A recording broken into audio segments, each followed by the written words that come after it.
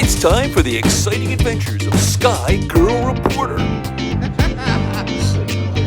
thought the movie was really good. That movie? Mm-hmm. Nice. I thought it was really good. Oh, thank you very much. Thank you. Hey everyone, welcome back to Sky Girl Reporter, and I am back at the Oceanside International Film Festival on the red carpet, so let's go see it. If you remember last time, I interviewed Catherine Hardwick, Nolan Gold, and Taryn Manning. If you didn't see that video, you should check it out right after. Today, we're back at the Oceanside International Film Festival again, but today we're here for Surf Saturday. Today, we're going to interview the star and director of the documentary Shaping the Future. This is the story of Lance Collins. In the 80s, he changed the surfboard culture. He didn't like how bland and how all the surfboards were all the same, so he decided to create his own. He wanted his to be very colorful and very fast, and he wanted them to be very different. His boards changed surfing with their colorful designs and amazing performance, and they became legendary.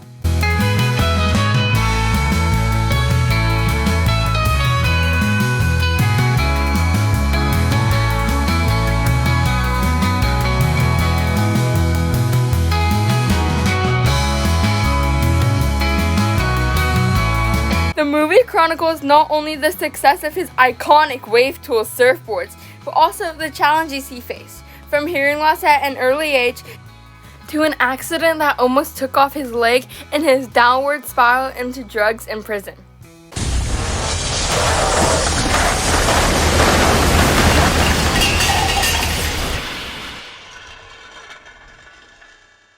But it's also an inspiring story of how he found faith in prison and was able to change his life around and create his awesome surfboards, which have been changing surfing for over 50 years.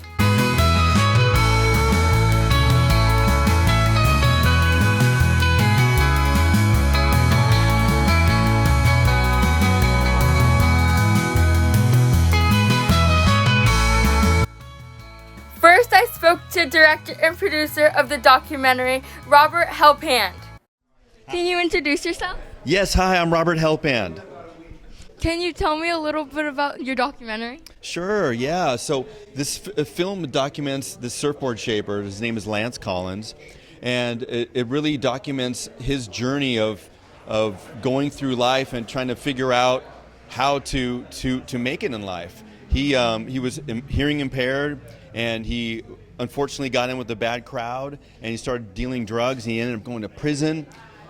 Then he found faith in all the places of prison, and that turned his trajectory around, and he was able to turn himself around and start up a business, to a hugely successful business, all because he had the wherewithal to change his life and go back to the better thanks to his faith. How did you find out about Lance to do a documentary on him? Yeah, that's a good question. How old are you? 13. Okay. So when I was 12 years old, so just 1 year shy of you, my mom asked me what I wanted for my birthday. And growing up seeing these magazines of all these amazing wave tools boards that Lance made, I begged her, I'd love one of those. And being the best mom in the world, she drove me down that day to his factory, and I ordered a board. So that was in 1980. I'll tell you how old I am.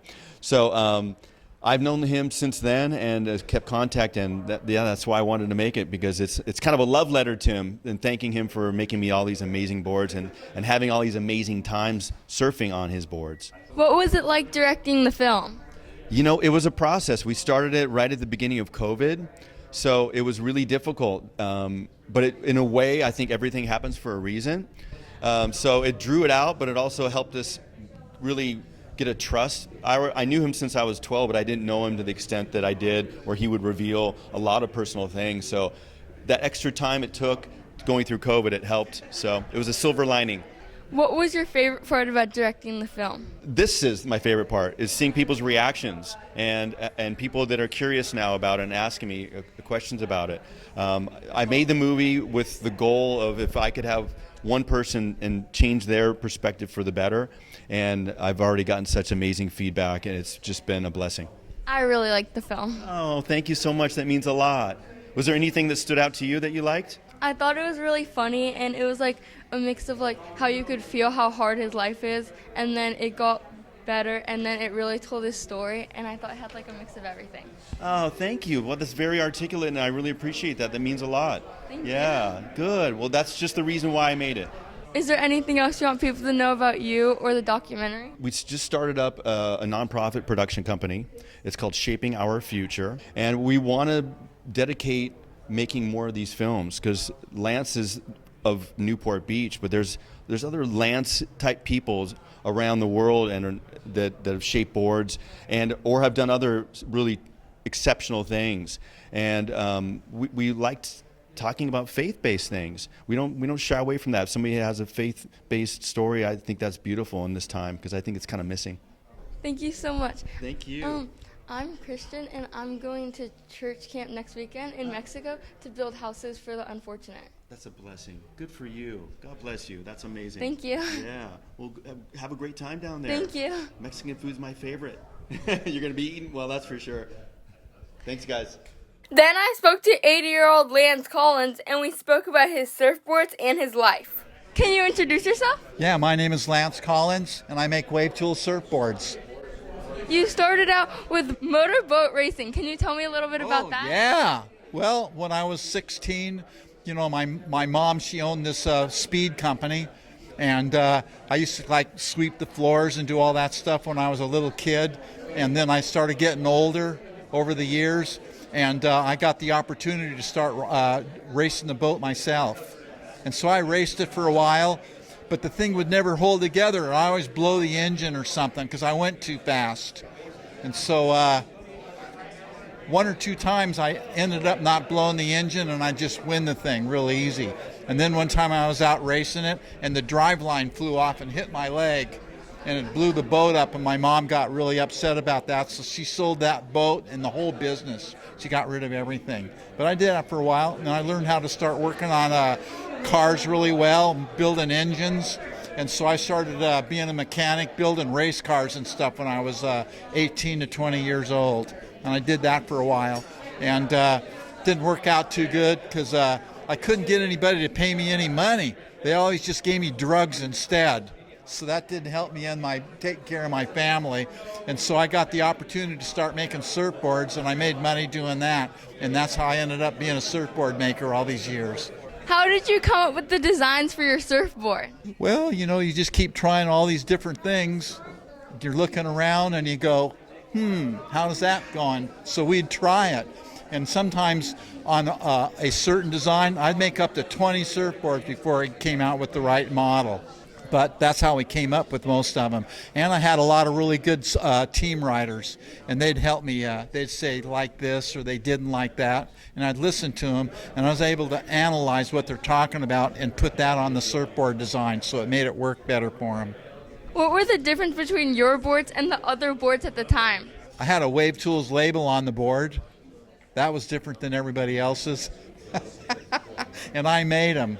I worked for about 5 or 6 other surfboard shops, helped do stuff in them, and then I had my own store. I taught like almost 400 different people how to make surfboards. I wasn't stingy about my gift that I had to do it. God kind of showed me how to do things really well, and I tried really hard. I pushed, to do something really good. I worked hard at it, and so that's how I end up developing that way. I do pretty good. There's some guys that are probably this and that's a little bit better than I am because they only do one thing, but I do everything. Even run a store, sell them and stuff like that. A lot of people liked your surfboards because of your really unique designs. Why did you decide to do that? I don't know. I just make them that way. They just ended up like that. What do you think your surfboards have been on the effect of surfing? More effective. The design has a lot of meaning to that. It's hard to talk them into trying it, but once they do, there is a definite difference. I've actually taken movies of guys riding my boards and riding the other boards that they were getting, and you could see the difference in the performance, that they were able to turn better and go faster. And some of those guys in the movie, they even testified it. you know, and some of them try making their own boards, and they can't even keep up. What was the hardest part about making the surfboards? Trying to get people to pay you. They never want to pay. All the rest of it was real easy. Is there anything else you want people to know about you or your surfboards? Just got to like pray a lot, thank God for life, and get going. I hope you guys liked that video. I gotta get going too, and I hope to see you next time on Sky Girl Reporter. Bye!